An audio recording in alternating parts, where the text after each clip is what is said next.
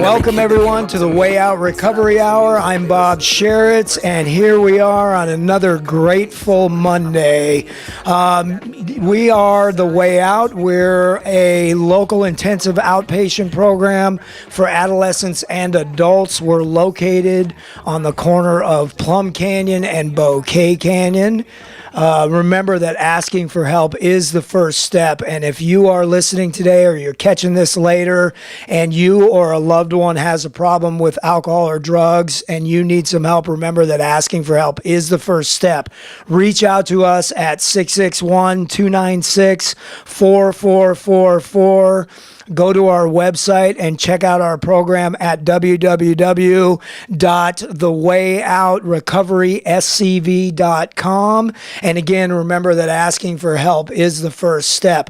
You know, I come on here just about every Monday and I try to remind people that although you may be looking at a long work week in front of you or whatever, because it's Monday, a lot of people view things that way, that I want you to take a moment and change your perception just slightly and think about this big, beautiful, wonderful, incredible week that we have sitting in front of us, with all the opportunities to be of service and all the opportunities to help each other and all the opportunities to connect with our fellow men and women and just love each other. You know, we like to call it Grateful Monday around here.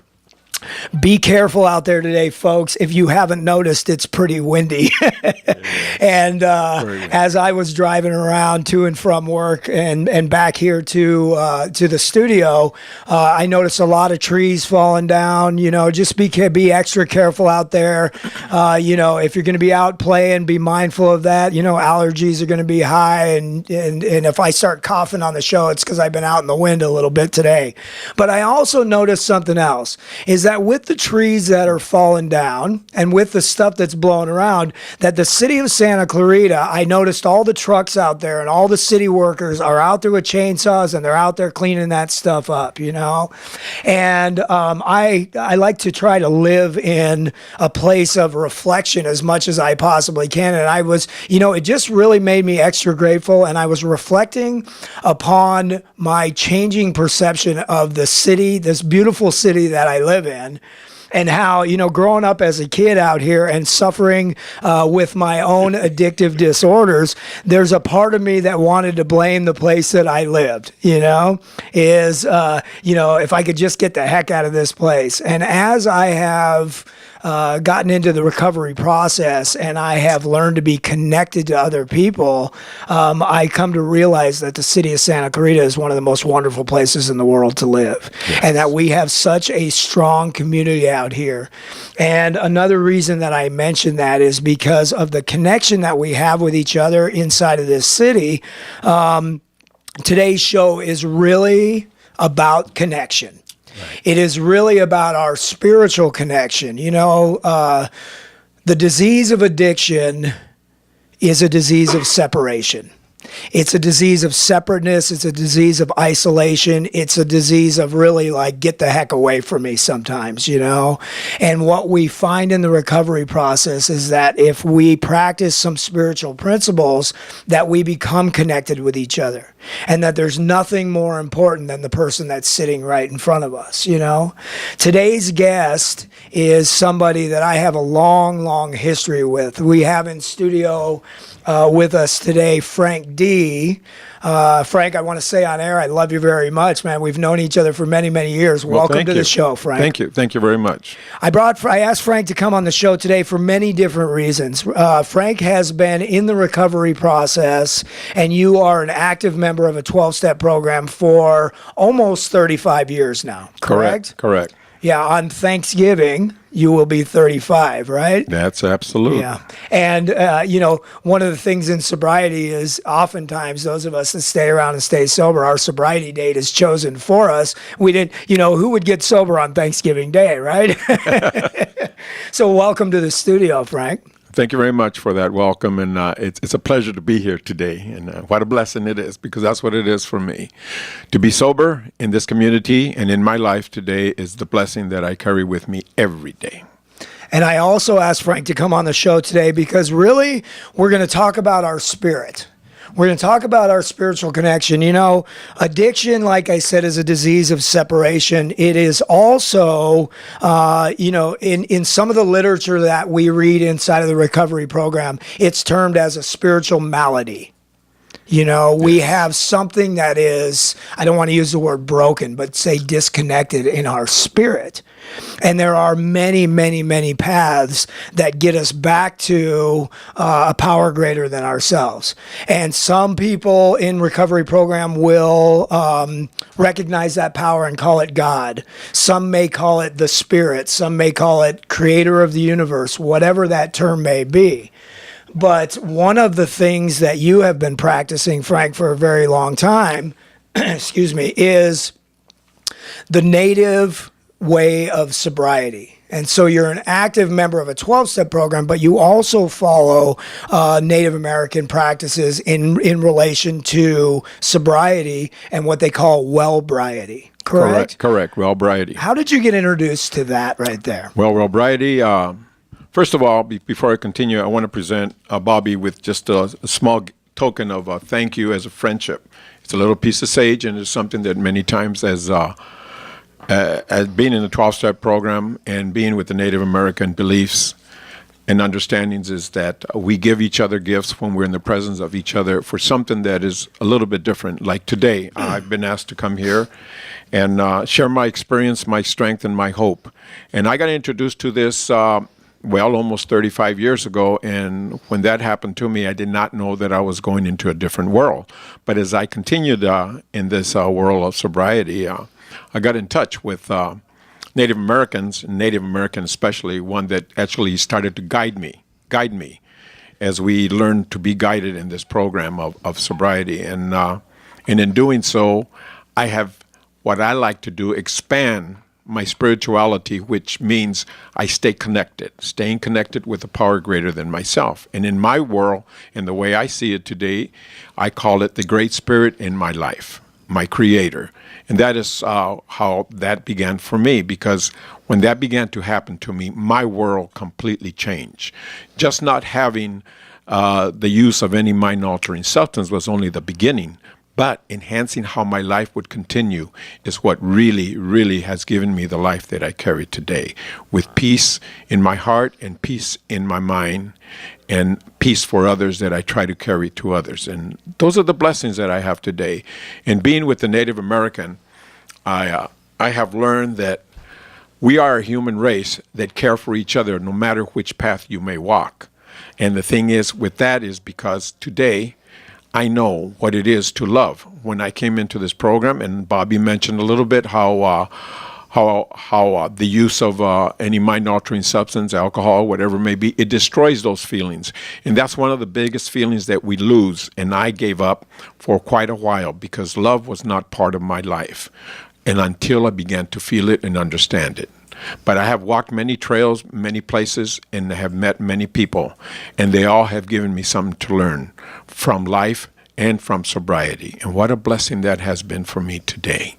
It has been a blessing for me today. Wherever I walk this earth today, I am a blessed man because I'm a sober man.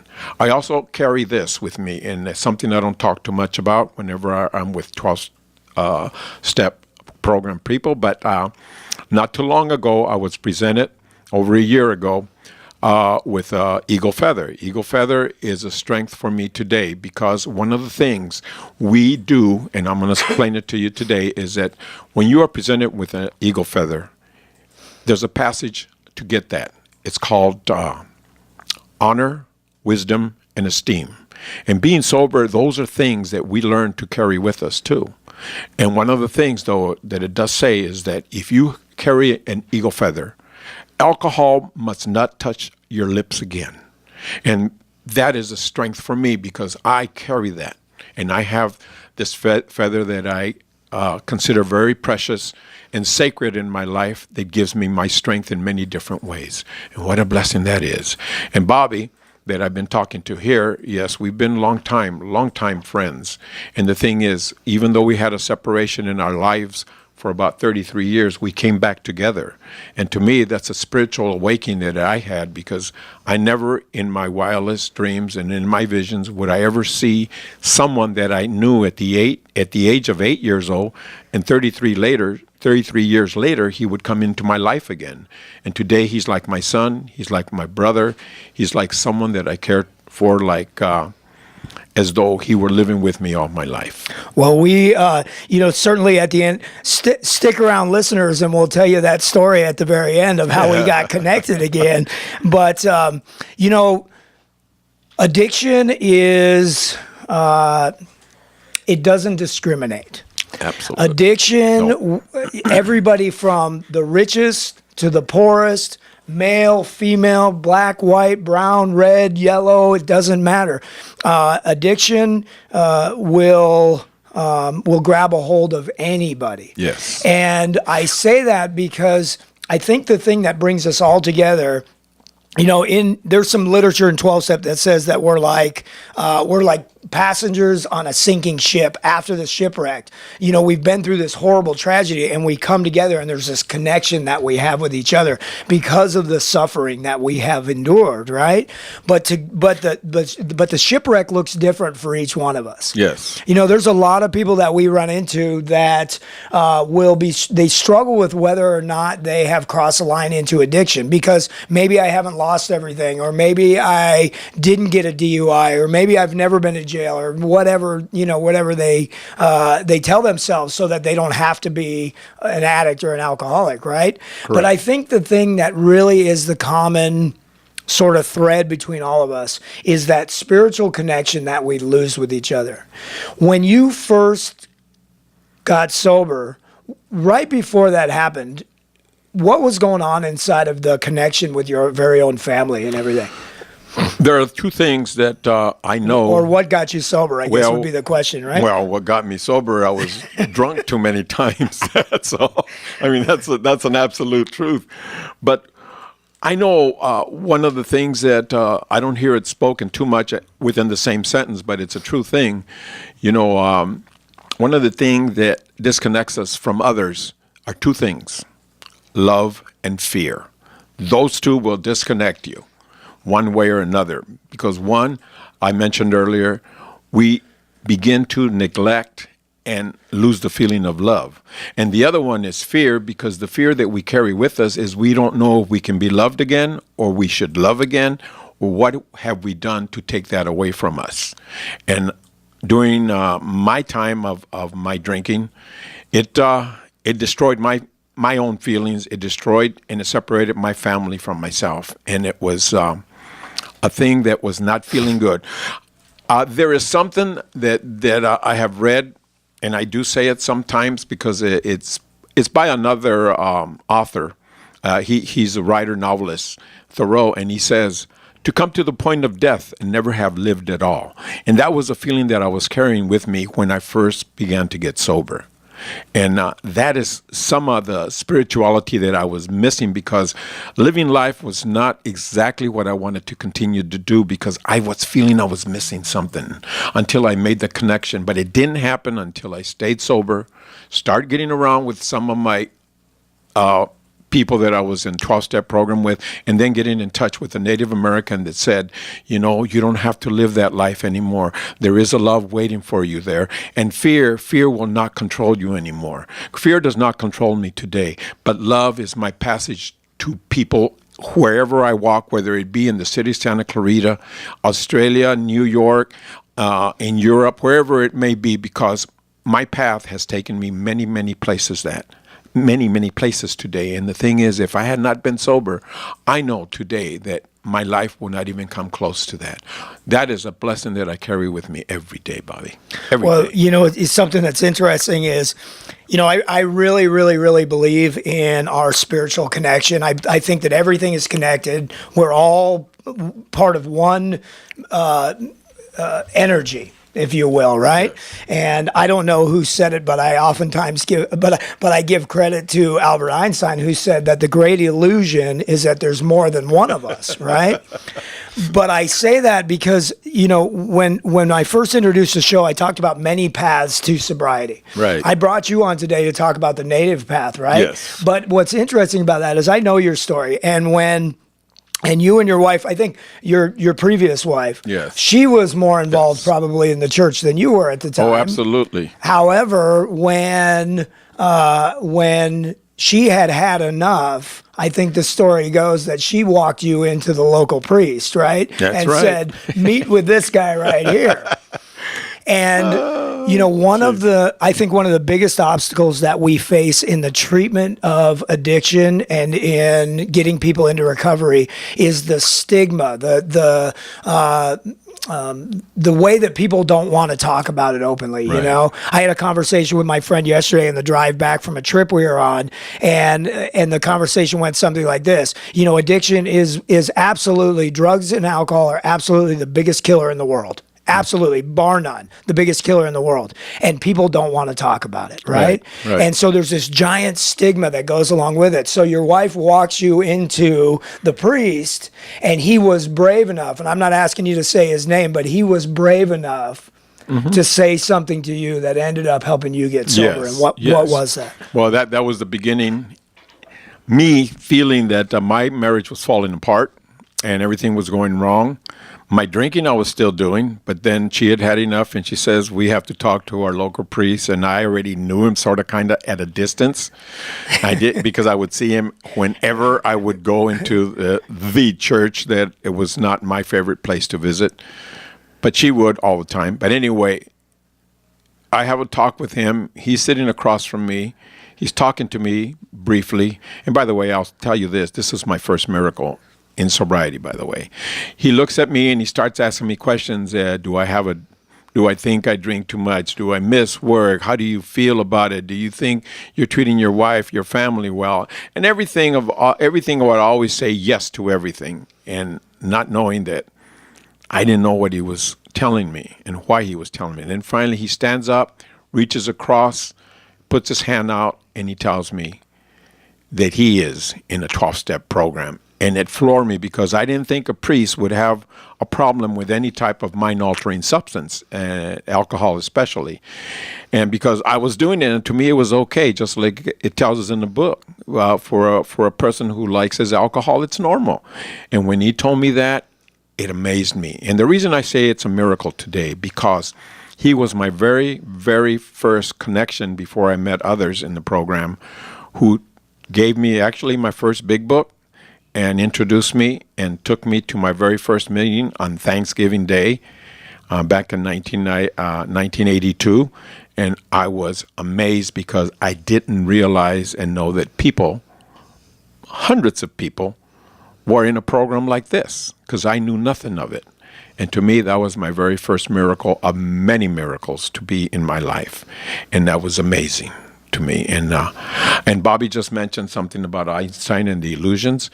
Einstein was a pretty brilliant man. He also says, you think? One of the things he said, by the way, he says is that there are two things that you have to understand for the rest of your life. And one is that there are no miracles, and the other is everything is a miracle.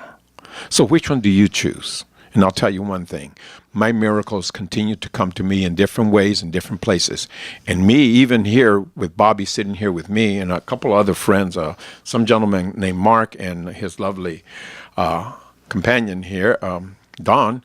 I mean, to be here in a room at this time in my life and today, that's a miracle for me. I never envisioned myself being here today, and here I am. Yes, miracles do happen in my life in different ways. That's only a couple of them right now, but there's many more. We haven't got enough time to tell you all of them, though. But anyway, Bobby. Well, certainly So you get the point. The point I make of all of that is that if you're if you don't know if you fit in recovery because you have this idea that maybe I have to come in through one door. Like a lot of people go, they see God on the wall in some of the different types of 12-step meetings and they go, oh, not for me. Or maybe they're introduced through their church, or maybe they're introduced through a different way and they go, oh, I just don't fit. That here I sit with a friend who is talking, we're talking about the Native American way, Wellbriety, and how to implement that, who was very first introduced to the program, to recovery through a Catholic priest, Correct. and there's no coincidence in that. No, we are all connected. And if we have that open mind and are able to listen to the people sitting in front of us, then it's open for everybody. There's no reason why. Any and all. Yes. So as you stay sober, you start to get connected to a 12-step program and your fellowship grows bigger. You're introduced. When were you very first introduced to the Native American practices? The Native American practices are right. I'd say within my first 3 years is when I actually saw it. And actually, believe it or not, I went to a what they call a powwow in Las Vegas, and I met a medicine lady there. And I'll speak her name, Sakina Blue Star. And she gave me a blessing that I'll never forget. And I'll say this. And give us that blessing before we take a break. Okay, I'll give you that blessing. And it says, may the blessings of the Great Spirit be with you and with all those whom you have love in your heart. And as you go along your way, though you may have twists and turns and obstacles, go into oneness with the great Creator that is. And I like to always add to that, because He watches over you and He watches over all of us with His blessing. Aho. And that's the way and that's that blessing that I carry with me also, because that's part of my spirituality that I love to sometimes pass on to others. And they hear it said sometimes when I do speak to groups of people. Well, it's beautiful, Frank. We'll come back in a few minutes, but before we do, I want to announce something, a couple of different things that are going on to put on your calendar. Today is Monday, so on Wednesday, 2 days from now, at College of the Canyons University Center at 6 p.m. A couple of weeks ago, we had in studio with us Dr. Elena Michaels, who's a holistic practitioner, and she will be giving a free community talk around mental health issues and the healing and holistic practices and healing addiction and mental health. It is free. It's a free event. It's open to anyone at College of the Canyons University Center at 6 p.m. on Wednesday. And I'd like to invite the entire community to please show up. And we'll be doing those events on a monthly basis, but this one is going to be out of the park. So please join us on Wednesday at College of the Canyons at 6 p.m. For Dr. Elena Michaels to talk about holistic practices. This is the Way Out Recovery Hour. I'm Bob Sharits. We'll be right back. Weekends are now exciting in Santa Clarita as Persia Hookah Lounge hosts its House of Entertainment every weekend night from 8 to 11. Thursdays feature a DJ on the hookah patio. Stop by Fridays for performances by Belly Dancer of the Universe winner Jasmina, or Saturdays to hear great local live bands. Persia Lounge also caters for both homes and businesses, starting as low as $8. Discover Persia Hookah Lounge on Main Street, where it's all happening in Old Town Newhall. Persia-lounge.com. She's the KHTS Radio Country Showdown winner, Savannah Burrows. Knock, knock on the door to my heart. Your style just makes me fall apart. You and me, I wanna be in your arms only. Watch 16-year-old sensation Savannah Burrows perform her original music at College of the Canyons Canyon Country Campus as they celebrate their 10th anniversary open house on Saturday, October 14th at 11:30 a.m. Join Savannah and COC as they celebrate 10 years in Canyon Country. Admission is free. The open house is on from 10 to 2 Saturday, October 14th. Our local Country Showdown winner performs at 11:30 a.m. Savannah Burrows, singer, songwriter, and just 16 years old. Re-experience how she wowed an audience of over 12,000 concertgoers at Santa Clarita's Concerts in the Park last July, and now be part of the excitement at College of the Canyons Canyon Country 10-year celebration. Saturday, October 14th from 10 a.m. to 2 p.m. Knock, knock on the door to my best live theater can be found right here in the Santa Clarita Valley. The Canyon Theater Guild has been entertaining audiences for decades with top-quality musicals and plays. Located in Old Town Newhall, the CTG also offers workshops for the young actor in your family. For more information, call the box office at 799-2702 or go to canyontheater.org.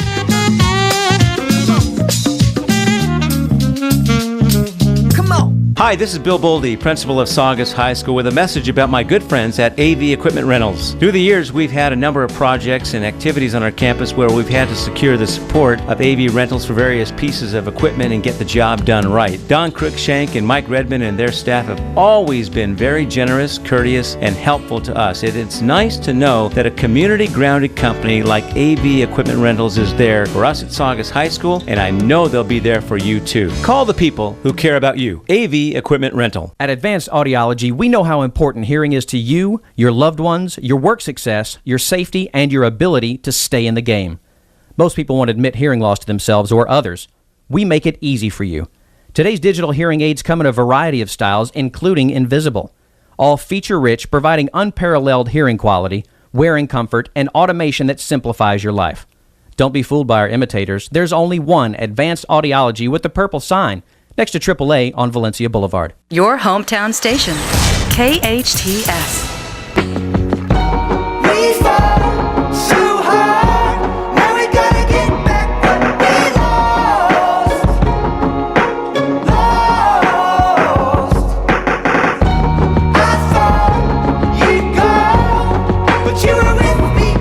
Welcome back to the Way Out Recovery Hour. I'm Bob Sharits, and this is the Way Out. We are an intensive outpatient program in Santa Clarita on the corner of Plum and Bouquet.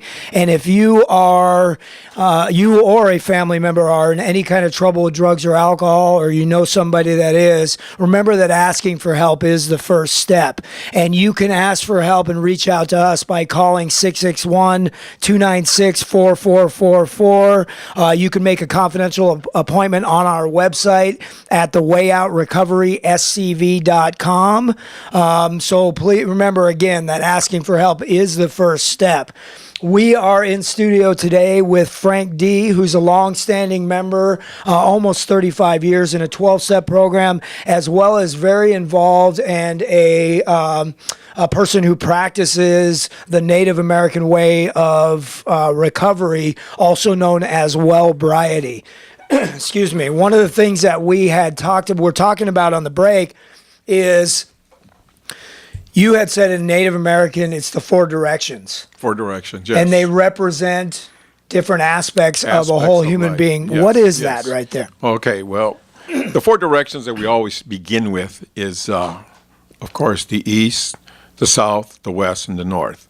But also involved with that in the Native way as we see it, the east is the emotional. And why do we go there first? Because that's the beginning of our day. Every day when we look to the east as we live today, that's where the sun rises. But that also is the beginning of our daily life. But the emotional in the sobriety sense is a very first that we have to get to. Why? Because mind-altering substances completely take our emotions away of loving, caring, giving, being there for anyone, not even caring for ourselves. So the emotional is the first thing that happens. So what do we do, or how do we handle this? I see it that hopefully there's a family or families that see this troubled individual and in their family, and they take them to a program that's going to help them with it, whether it's CA, MA, AA, whatever program it is, a 12-step program that hopefully will get them in the right direction. So get connected with a recovery community. Get connected with a recovery community of some sort. So some of the communities that are out there, just to mention here, local in Santa Clarita, is you Yes. can always call us and we will connect you Yes. with a support group. A Light of Hope is a support group that's out Right. there for teens and young adults. There is Celebrate Recovery that is in some of the churches. Right. Christ-Powered Recovery is another one out there. CA, Narcotics Anonymous, Alcoholics Anonymous. For the family members, we have Al-Anon, and there are probably some that I didn't mention, but these are all free community support Yes, groups. yes, they And are. it's really Very important that helpful. we get Very connected helpful. with like-minded individuals in the recovery process. Absolute. So once hopefully that the emotional dies down. But the only way that emotional can slowly begin to change is we have to detox. We have to get away from what is keeping us there, what's holding us prisoners, as I say. And once you begin to detox, you begin to open up a little bit. The mind begins to come back, and then we go from the emotional, we go to the mental. The mental part, and that's the South, the mental part begins to happen only because of our not use of any mind-altering substance that's going to take us away. And when the mental comes back, we begin to listen better, we begin to hear better, we begin to see better, we get involved, or hopefully we continue to go to a program that's going to give us a life beyond our wildest dreams, and it's going to give us in the right direction. And once those two are working, then we get to the physical. The physical is because when we come in, our bodies are hurt internally and externally, and our bodies are not feeling good. Our facial look, anything, our skin, anything has been affected, because it's like, for us and for me, it's a poison to me, and that's why I don't consume anything that's mind-altering substance to me. And then Bobby and I were talking, when we were talking a little bit, just sharing a little with each other, when you put the emotional, the mental, and the physical in a better place where you're beginning to recover, the spiritual comes into be. But that doesn't come in all the time.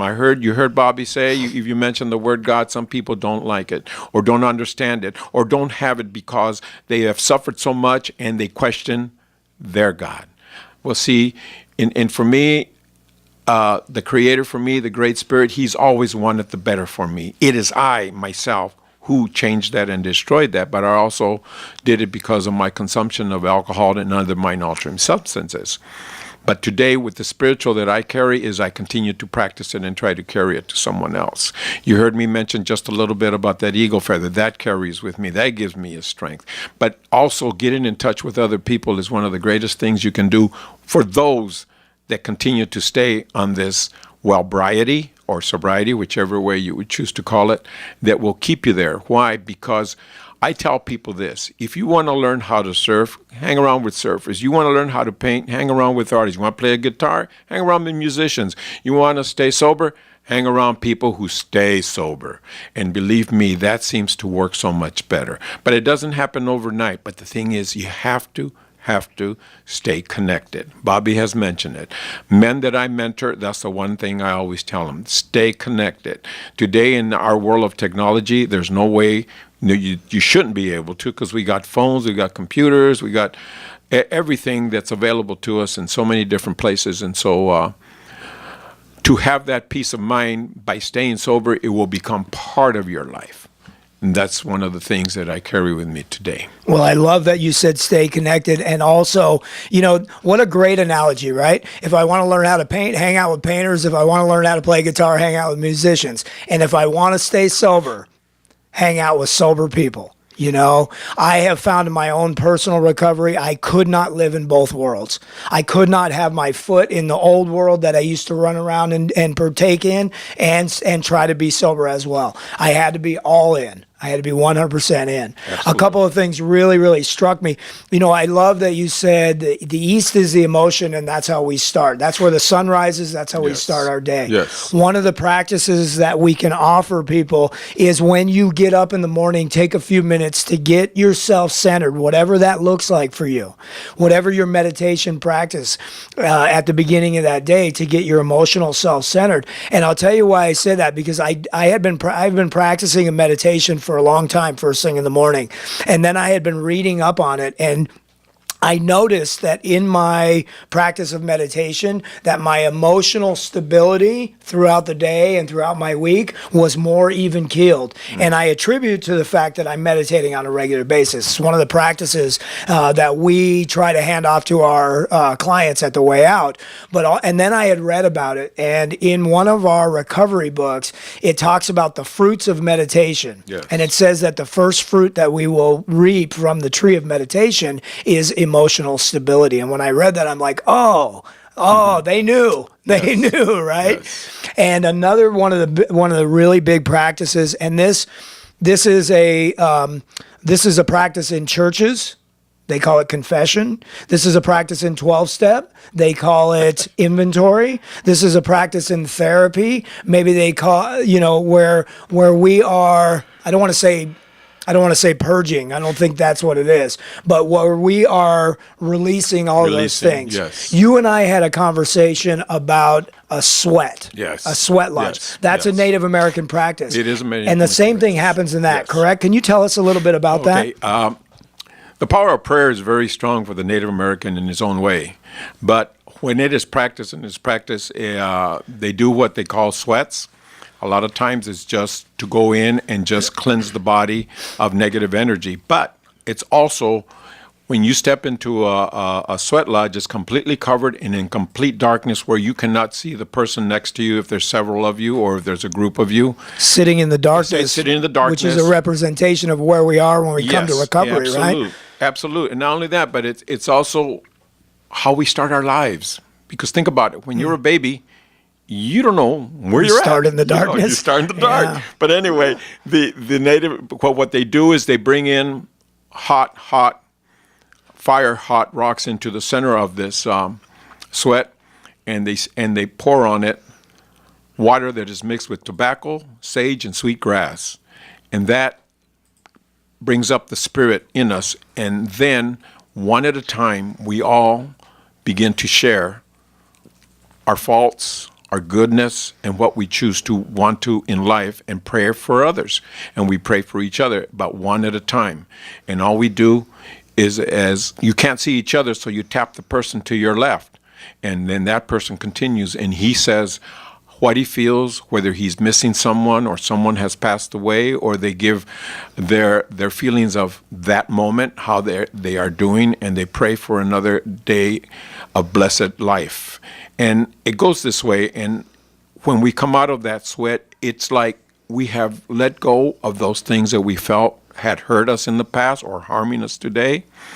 But at the same time, we also absorb the goodness that we can have today, because we learn without even knowing each other. Like when you're in a sweat, you feel like you're connected, and you are, to everyone in there, and you feel a love that we all are in the darkness, but when we come out to the light, we come into is what we call the sunlight of the Spirit, and it touches our heart so much differently. And we can see that fear is not part of it in the dark. Fear is not there anymore. There's like a lightness in the dark, and it is a feeling that many people I would like to see one day experience it, because many people never get that chance. And what a blessing that is, Bobby. What a blessing that is. Well, that cleansing, that's one of the things that no matter what your process in recovery is, no matter which path that you take, no matter which door that you open into the recovery process, that part of the what you have to go through, I think, in order to stay here is a cleansing. It is. We have to be rid of all the things that have been blocking us from what you called the sunlight of the Spirit, right? I really believe that every one of us is born these perfect human beings. We Yes, are I just believe these that perfect too. spirits, I believe and it. then stuff happens. And then stuff happens, and it hurts, and we guard ourselves, and we block ourselves, and we create these defense mechanisms that sometimes look really, really ugly, and they hold us hostage, and they hold us captive, and we walk through life, and we're reacting to all this stuff that we carry around. That's right. And then we come into the recovery process, and now we take away the very thing that has been able to keep me from feeling or looking at that stuff, all the drugs and the alcohol. And in that process, we're very raw in the beginning, and it's all right out there. Absolutely. And we have to begin that cleansing. We have to start to let go and cut that stuff away and drop it off so that we can stand there as those perfect human beings again. That's correct. The way I see it, you see, we mentioned the word spirit, and we mentioned the word spiritual, and then we mentioned spirituality. All of those are in a good text. But one of the things is that spirit in the past was associated with alcohol, the spirit of 86 proof, 100 proof, and so and so. But the thing is, spirit at that They don't call point, it spirit for nothing. spirit at that time was a mind changer. Yeah. And when that mind changes, what Bobby expressed, we lose any and all connections. Families are lost. Harm comes to us. We put fear and disgust in other people because our mind has changed to the point that we don't care anymore. And when you don't care, that good spirit that could have been or was yours at one time has been taken away by the wrong spirit. So when we get into recovery, spirituality is something that's always mentioned quite a bit, or spiritual. And that's when I know that I have learned through prayer also, because I've learned that I walk in prayer. And I heard Bobby talk about facing the east. Every morning when I first step out of my home, I turn around, look at the east and say, thank you. Thank you, because today the Great Spirit in my life has allowed me another day of life and allowed me to see. And that sometimes is a prayer that I carry with me, because some people don't like to feel or only think that you can pray only if you believe in a God. No, you can pray whether you do or don't. I think thank you is one of the greatest prayers we can ever say, right? It is. Yeah. It is. You know, addiction also is, you know, the disconnectedness and the separation not only happens within us to that spirit, but it also happens to the people that are around the person that is using. I want to take you for a minute because we're getting towards the end of our show. I want to take you on a minute on a Wayback Machine. Let's do it. Let's go back to 1976. Woo, and you know time, why I'm saying 19. You know why I'm taking you back to ago, 1976. Yes. So here's what it feels like, or maybe what it sounds like. I'm going to give you a really small snapshot of what an 8-year-old sitting in the middle of alcoholism is like. An 8-year-old sitting in the middle of alcoholism. You know, my dad is a admitted alcoholic, and he suffered big time in his drinking. And in 1974, his alcoholism took him away from our family. Yes. And there was a big disconnection. And my mother at that time was raising my brother and I, single mother in the San Fernando Valley, just working her tail off to support us. And in the midst of that right there, I became very angry, very checked out, very leave me the heck alone kid, you know? Yes, you were. And so I was 6, 7, 8 years old and just checked out from everything. And my mom, God bless her, was trying to do anything that she could to try to keep our little family unit together. And so she put me in all kinds of different stuff, right? Yes. And and she enrolled me in the West Reseda Little League in 1976. Now, without saying anything, let me ask you, where were you at in your drinking in 1976? 1976. And what was it doing to your family? Oh, it was destroying and tearing my family apart. I was 29 at the time. And I was I guess you would call it a drunken Little League coach. I don't want to say Walter Matthau. No. Bad News Bears.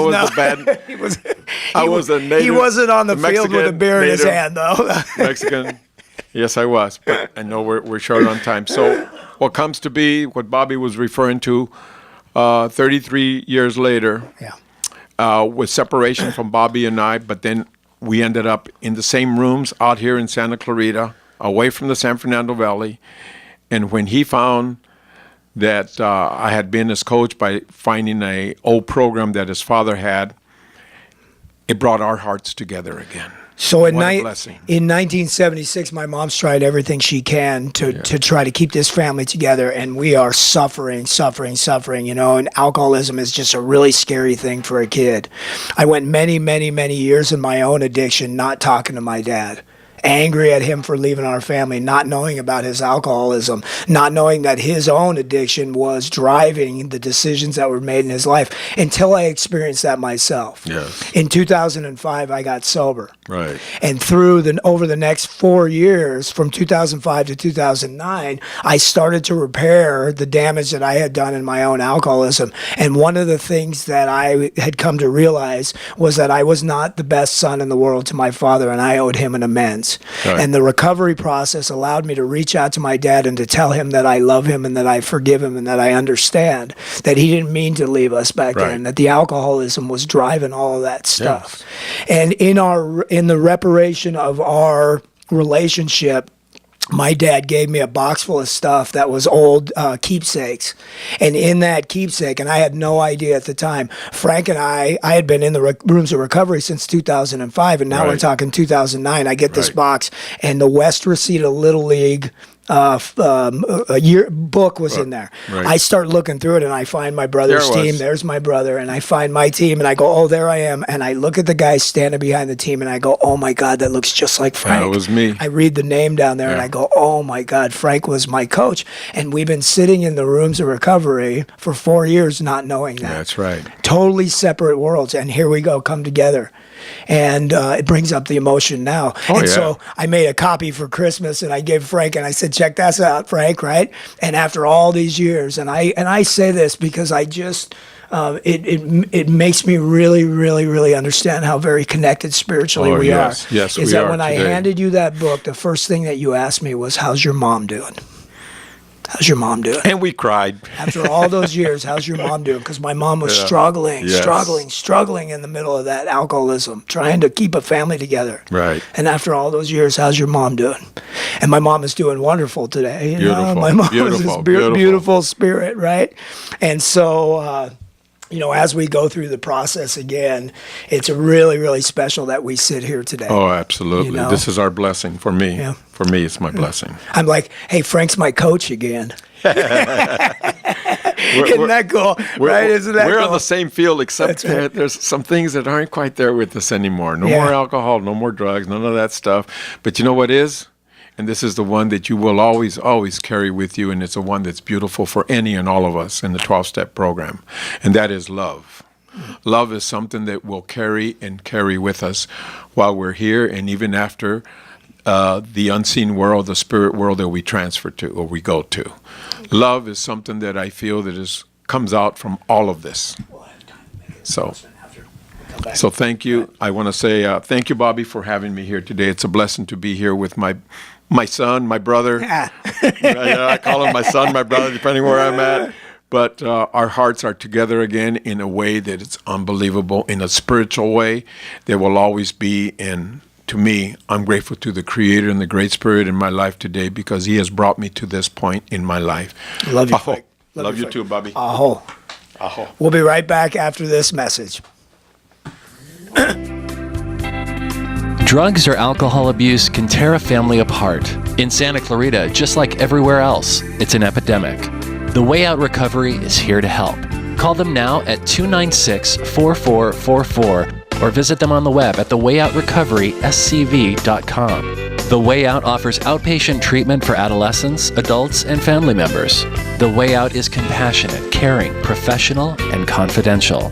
You and your family don't have to suffer any longer. Call The Way Out Recovery now, 296-4444, or visit thewayoutrecoveryscv.com and make an appointment. Asking for help is the first step. Hi, I'm Miles McNamara, Certified Senior Advisor and owner of Comfort Keepers in Home Care. Our caregivers help you in your own home. A Comfort Keeper can provide companionship, meal preparation, medication monitoring, assistance with personal care, transportation to doctor appointments, all enhancing your independence and safety in the comfort and privacy of your own home. So if you or someone you love could use a helping hand at home, call Comfort Keepers at 287-4200. That's 287-4200. Canyon Country now has a one-stop printing shop. Feathers, photo signs and printing. Feathers, signs, banners, business cards, embroidery, photo restoration, picture framing, car wraps, all under one roof. Transfer your old videos, slides, and 8mm movies to DVD. Print custom t-shirts and jackets with your team or business logo. Create a banner for your school. It's all possible at Feathers. Feathers, you've driven by them daily on Soledad across the street from the Edwards Theaters next to the coffee kiosk. Discover Feathers, Canyon Country's one-stop printing shop. Time for a car wash, but fearful of the scratches that go along with it? Canyon Car Wash and Valencia Car Wash proudly use 100% lamb's cloth to prevent scratches and provide the best wash possible. Both locations use environmentally friendly solutions to wash and wax your vehicle, and they both accept all other car wash coupons. Give your vehicle the wash it deserves. Visit Canyon Car Wash on Soledad across from Edwards Cinema, or Valencia Car Wash on Creekside Road behind Target. Hometown, your hometown station.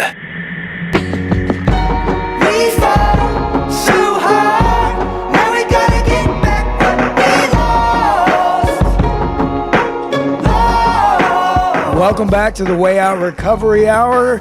I'm Bob Sharits, and this is the Way Out. Man, oh man, what a wonderful, emotional show with Frank. Hi, Frank.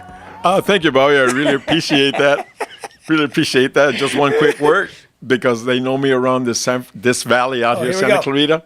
Life's for living, and I live a life. That's right. And I live it sober and enjoy my sobriety. That's right. Frank, that's it, brother. Life is for living, and Frank lives a life. Man, we could spend 10 shows talking about all the wonderful things that we have done in the recovery process.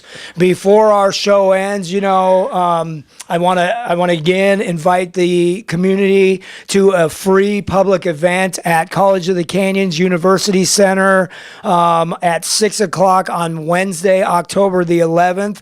The one and only Dr. Elena Michaels will be giving us a wonderful talk from 6 to 7:30 on holistic practices and healing addiction and mental health issues. So please, please, please, everybody come out. Also, keep your eye open. We're going to make a big announcement about our grand opening. I know we've been open for a while. We are doing an official ribbon cutting and grand opening for the Way Out, and that's going to be on the 19th of October, which is next week. And we are going to have a lot of really, really important people there, and we will be announcing that. So look for emails. Catch us on Facebook. If you are listening and you haven't gone on Facebook and liked our page, please do so. Follow us on Instagram, and you'll get some of the information about free events and upcoming stuff that we are doing. So remember, go to the Way Out Recovery SCV on Facebook and on Instagram, and like and follow both of those, and you'll get updated information. And then if you're on our email list, you can always email me, Bob at thewayoutrrecoveryscv.com, and I will send you invites to anything that we are doing. But again, we're doing this event on Wednesday with Valley Recovery Center, Dr. Elena Michaels. It is a free event, 6 p.m. at the University Center at College of the Canyons. And before we end, I want to say thank you, Frank. I know that our time is up. I love you, my friend. Thank you for our friendship. And thank you for being here. This is The Way Out. We will see everyone next week.